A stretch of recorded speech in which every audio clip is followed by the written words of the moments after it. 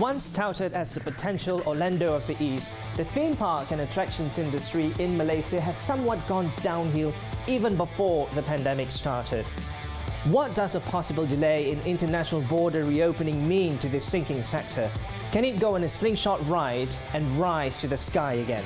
I'm Muhammad Ahmad Hamdan and this is Money Matters.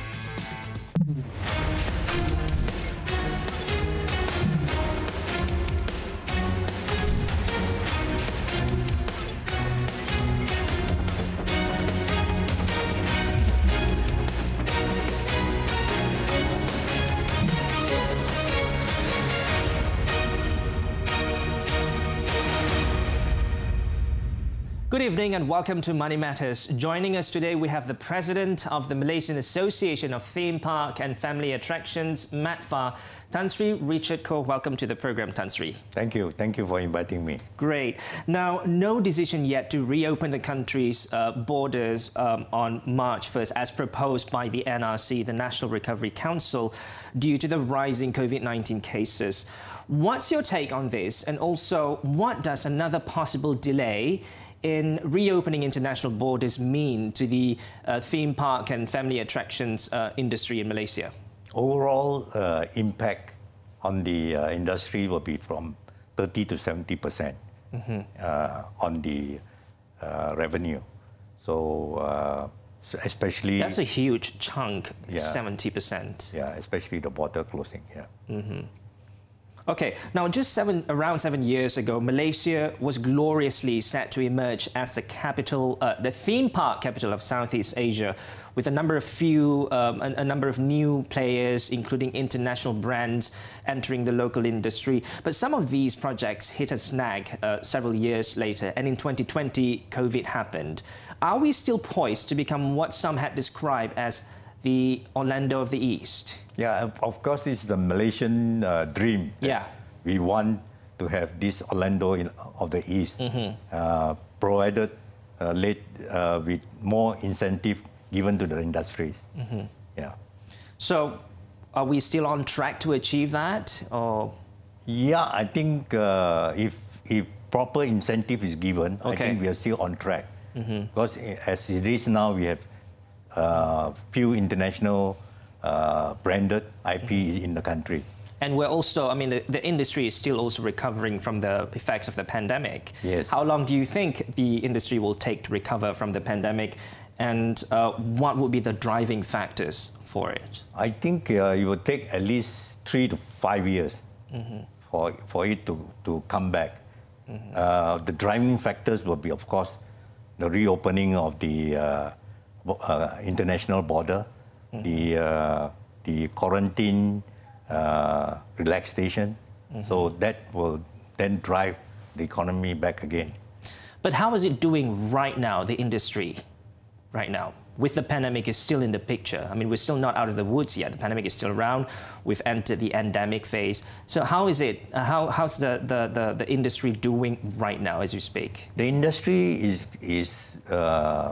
in fact, there's quite encouraging people coming out, family coming out to the park. Okay. During the public holidays and school holidays. Is that already happening? Are we already seeing a lot of people going to theme parks now? Yes, but of course, right now after the Chinese New Year season, it's back to slow down. You know, so it's been slowed down after the Chinese New Year.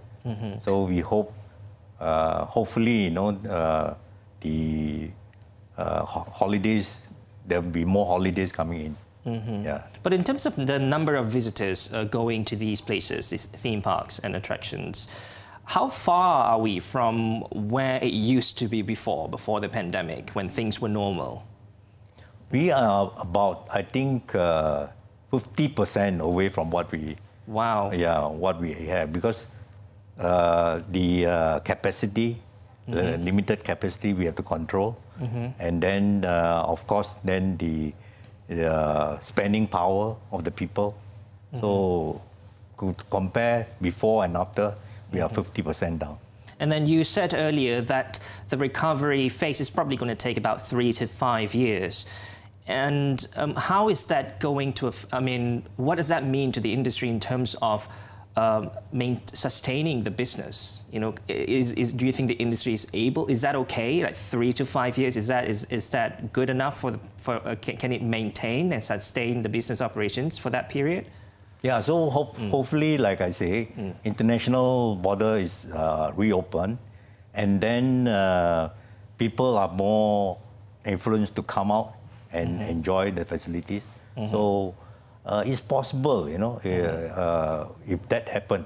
But the number of visitors that visit, you know, theme parks and also family attractions in the country are mainly locals versus tourists. So that means that, you know, whether international borders reopen soon, or there's a delay in reopening international borders, that doesn't it mean that it doesn't really affect the, you know, industry as a whole that much, because predominantly the visitors are locals. Yeah, but then again, the locals are also afraid to come out. Yeah, due to the increase of the numbers affecting the industries. And of course, not all parks depends on locals. There's parks that also depends on foreign, 50%, some, you know, up to 50% of park attendants are from foreign. 50% from foreign tourists? Yeah. In your opinion, what's the sentiment like right now that we're getting from Malaysian consumers, basically, towards a theme park? The general sentiment that you are getting? I think the general just a quick one, because sentiment. I think a lot of people are excited to get out there, you know, after being locked in for so many years. Now, we'll have more to discuss with you, Tan Sri, including the estimated losses suffered by the industry since the pandemic hit in early 2020. But this and more when we return, so don't go away.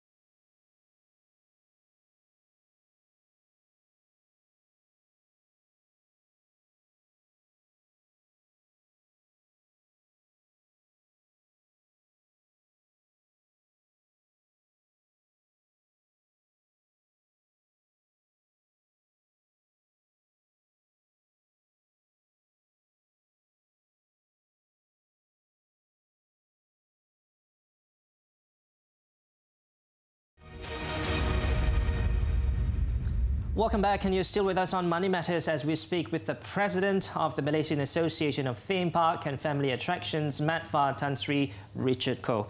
Tan Sri, could you share the estimated losses suffered by the industry since the pandemic hit in early 2020?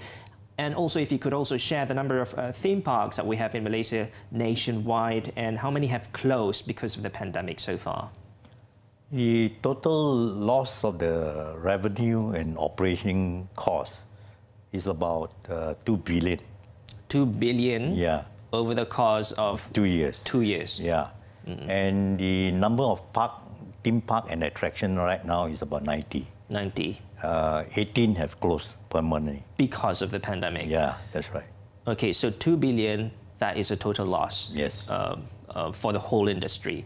What about, the kind of profit that the industry used to get maybe before the pandemic? Just want to compare it with the loss that we have, the total loss. About 20%. 20% of 2 billion. Yeah. Okay. Now, COVID-19 has not only changed social norms, but also business operations. How has it changed the theme parks and attractions industry operations so far? And are these changes going to stay post-pandemic? Yeah, I think nothing will change much. Okay. Because what we have done has actually enhanced the safety and of the customer's experience. So whatever we have done, I think mostly we will still carry on. Okay, but the SOP will still go on for as long as the pandemic is still around, obviously, right? Correct, yes. Once the pandemic is over, Yeah. SOP will not be there anymore. Yes. But that will probably be the only changes that we can see. That's right, yeah. Okay. And I understand, there's a difference actually between an amusement park and also a theme park. I mean, I know a theme park is a type of an amusement park, but maybe you can shed some light, for the sake of our viewers. Yeah, I think this is a very interesting question. Many people confuse between a theme park and an amusement park. Actually, a theme park is actually an amusement park, but with special theming. They spend millions of dollars theming it to make it like a different world. So as for amusement park, it's just a park that have standard rides, basic mix and match rides, with nothing special about it.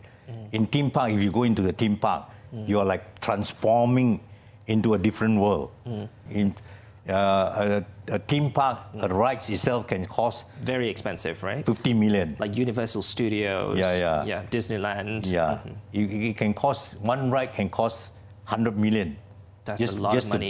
Just to build one ride. So that's why it's a very capital intensive kind of business that we are in, to create that feeling, that guest experience when you go into the theme park. You feel that as though you are in a different world. So that is the impact of theme park. How do you think the theme park and family attractions industry can help, with the government aspiration to take care of the Malaysian family, with the Prime Minister's Malaysian family concept, what does this industry mean? What does the Malaysian family concept mean to this industry?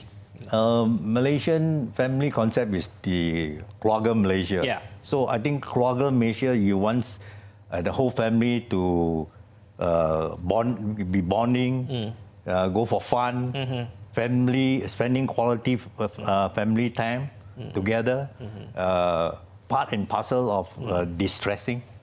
When you go to the park, especially when I interview one of my customers who come to the park, I say, how does it feel for you to come out, to be able to come out to the park to enjoy your family day? He said, I've been locked down for 2 years. I'm gone crazy. My children is making noise every day. Yeah. They've all gone crazy. They want to get out. They just want to get out and feel the fresh air and enjoy the rides. So this is the very family-orientated park that family always gather together to spend their time together and be happy to be able to enjoy the park itself. Right. Yeah. Now, after this breather, we'll take a quick look at what's on the shoulders of theme park operators. Tan Sri, are we talking about taxes? Hold on to that thought. Thank you. We'll get to that right after the break, so don't go away.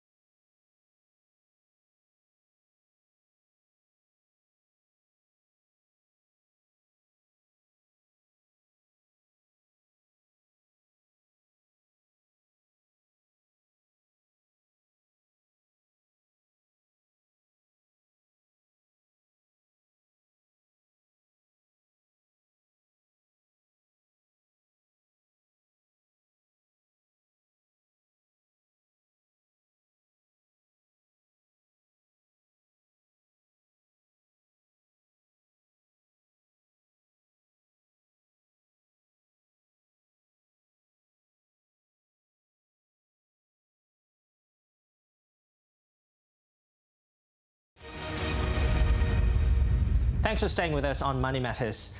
Tan Sri, theme park operators have often blamed taxes imposed on the business for their relatively expensive tickets. I understand that park operators with big IP brands would have to bear at least a 5% royalty. And this does not include the 6% sales and services tax, and then you have the income, the 24% income tax, and then there's the 25% entertainment tax. Your thoughts on this?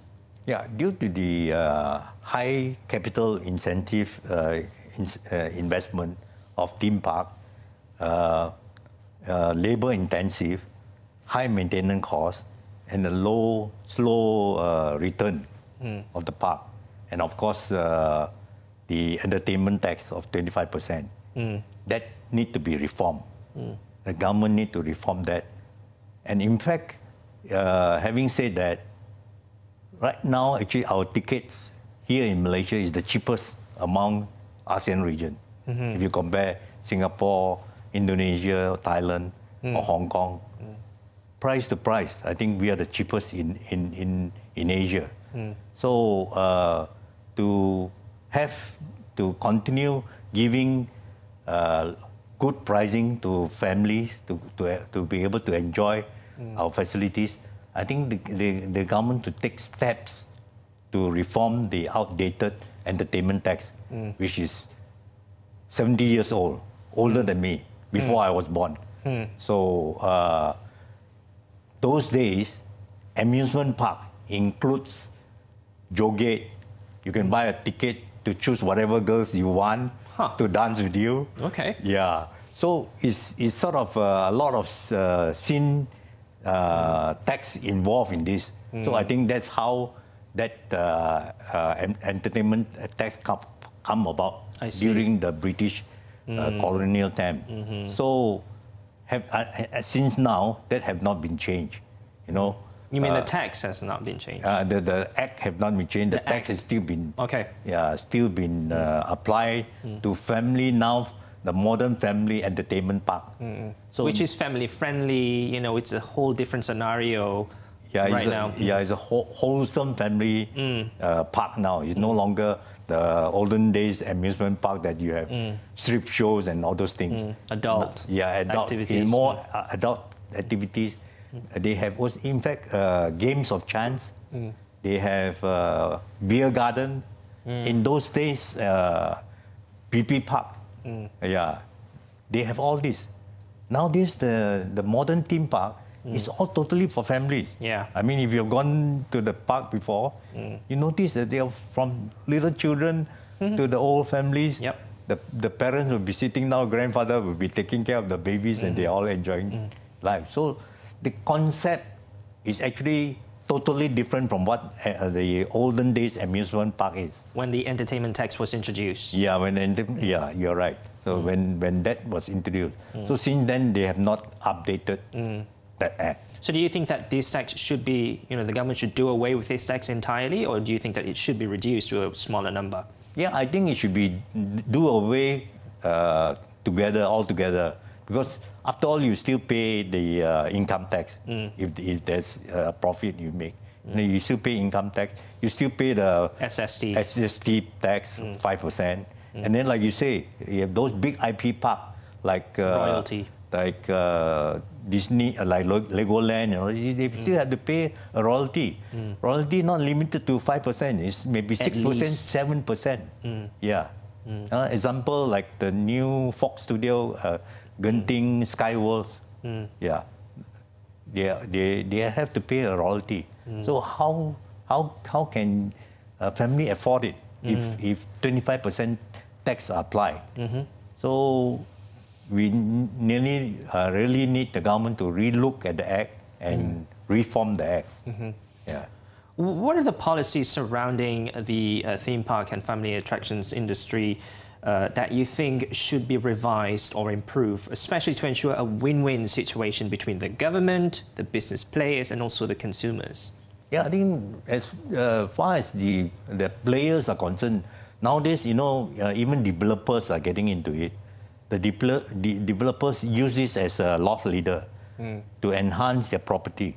So if I have 1,000 acres of land, I take 100 acres to do theme park, example. If that is encouraged by the government, then that will enhance the overall development of a township, and also will bring revenue for the government in terms of assessment and many other things. You know, this theme park will also be supporting business like restaurants, shops, hotels, and convention, and all this will actually enhance the whole development of theme park. Just like Disney, the Disney World, you know, they bought a few thousand acres of land and enhanced the whole development of Orlando. So that's how Orlando become so successful. The Orlando states actually give very good tax break for them to come in to develop the state. Speaking of tax breaks, how has the engagement between your association and the government been so far, particularly to discuss these, these things? Yeah, of course we have approached Motex, Tourism Malaysia. Been very helpful. I appreciate their support, and we also have approached the Prime Ministers on this issue and many other ministries, including MOF. So they say they are looking into it. So hopefully we just hope.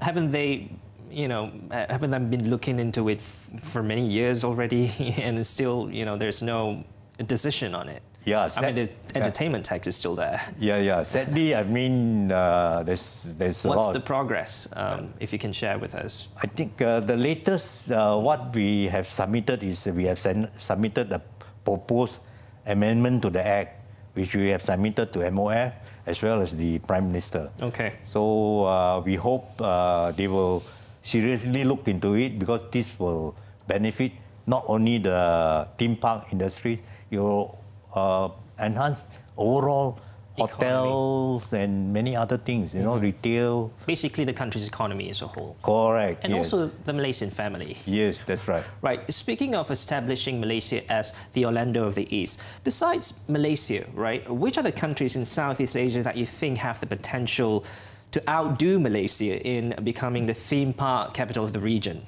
Yeah, I think in this region, the potential candidate will be Indonesia. Indonesia? Yeah, Indonesia. Indonesia been a huge population, and now been very friendly investment climate. So I think Indonesia will be the one that will be the future potential of the Orlando of the East. Okay. Yeah, with that huge population and the incentive they are giving out. Of course, you know, they not talking about the new capital city they are developing now. So Indonesia have a big potential. Especially now they also have park like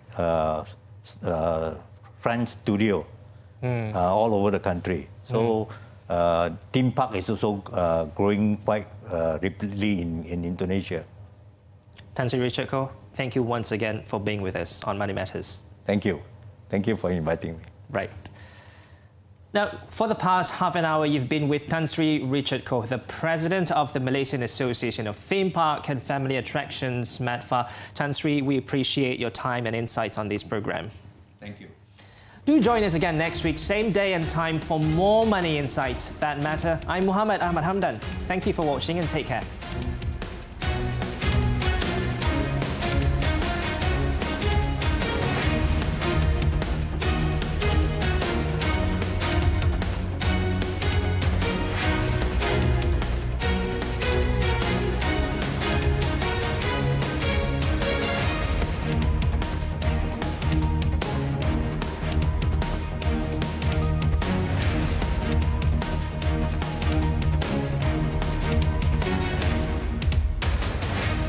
Orang kurang upaya